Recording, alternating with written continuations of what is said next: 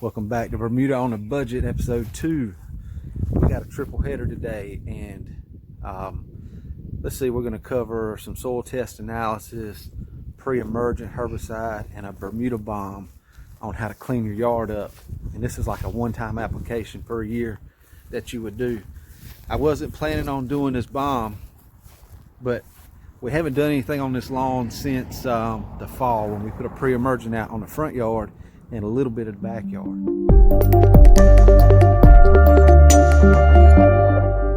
Well, I came out here yesterday and took a look at it, and the front yard looks pretty clean. We got a little bit of bittercress in the yard, but what really concerned me was when I got around the ditch, I saw all this green in the ditch, and it's a mixture of, looks like fescue or some sort of cool season grass with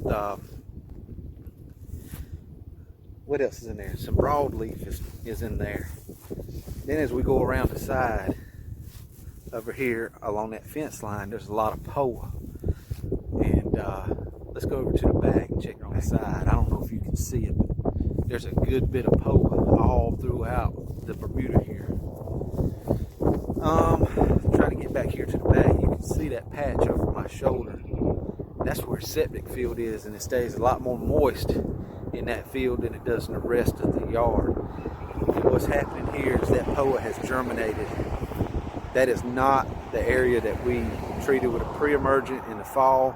We actually stopped right there on the line where that POA begins. I did not know we had a POA problem back there. It was not evident last fall when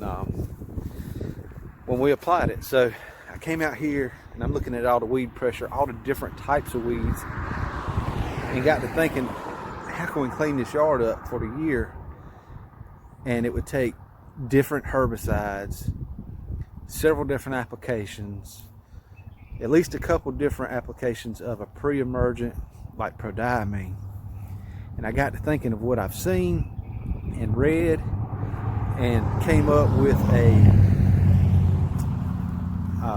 application through a friend of mine. You've probably seen his channels on YouTube, but it's the Sureguard. It's a pre-emergent, it's post and pre-emergent, and a glyphosate combination. So I think it was 12 ounces per acre of the Sureguard and 20 ounces an acre of the glyphosate mixed with an adjuvant. It's a surfactant. It's a, what is it? It's a crop oil concentrate. And what this thing will do is, we look at it like a Bermuda bomb, right? It'll kill anything that's green in the lawn. Doesn't hurt the dormant Bermuda. You can only apply that on dormant Bermuda. Do not apply it on dormant zoysia or centipede or St. Augustine. Dormant Bermuda. But that Sureguard can be tank mixed with many different herbicides. You can even pair it with Prodiamine. But I felt that Antoine here had our best shot at cleaning this yard up is this Bermuda bomb. The good thing about Sureguard, not only does it work with the glyphosate in knocking out anything that's green, but we're going to have 6 months of coverage as a pre-emergent.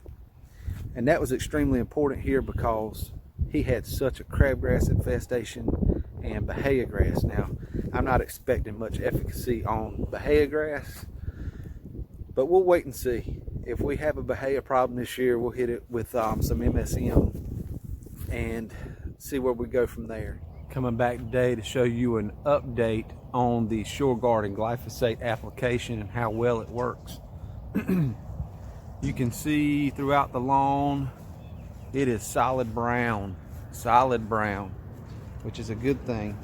Now I'm starting to see a little bit of Bermuda popping up, a little bit of green coming up in here. But I wanted to come to some of these problem areas and show you what it looks like. Now, with this application, we're going to see pretty much everything in the lawn die except for the Bermuda grass. And what else? We're going to get 6 to 8 months of a pre-emergent coverage on this lawn.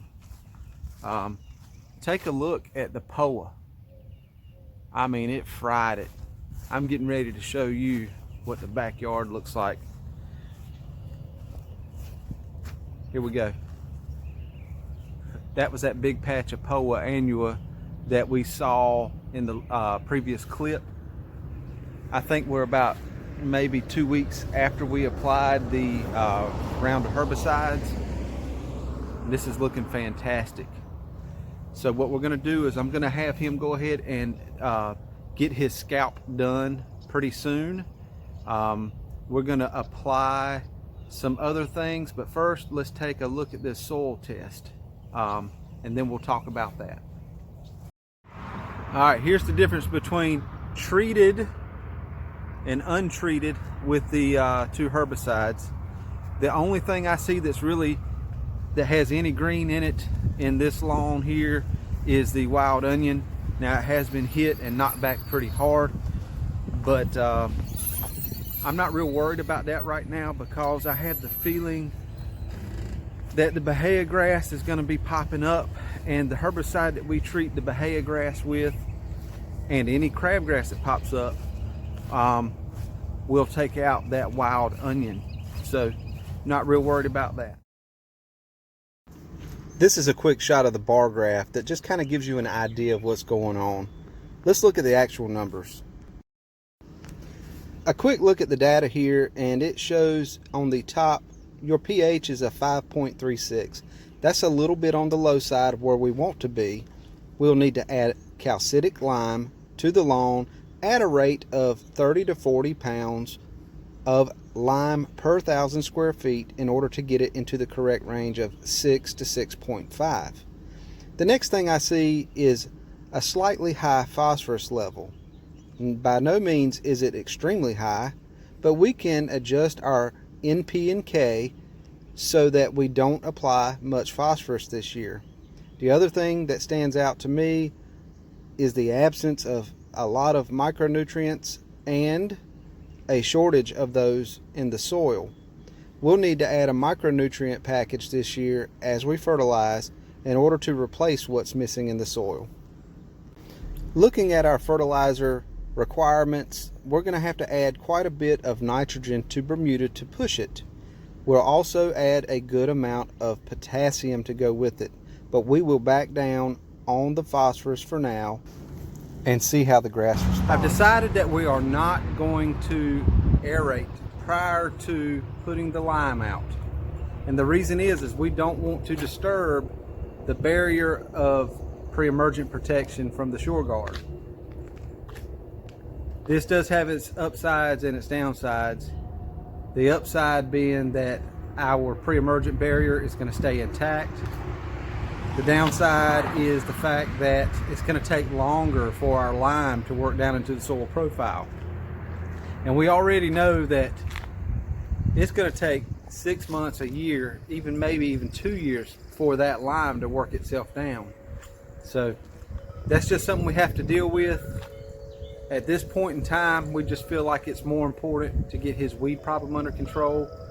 And I believe we have accomplished that so far. So stay tuned for our next video.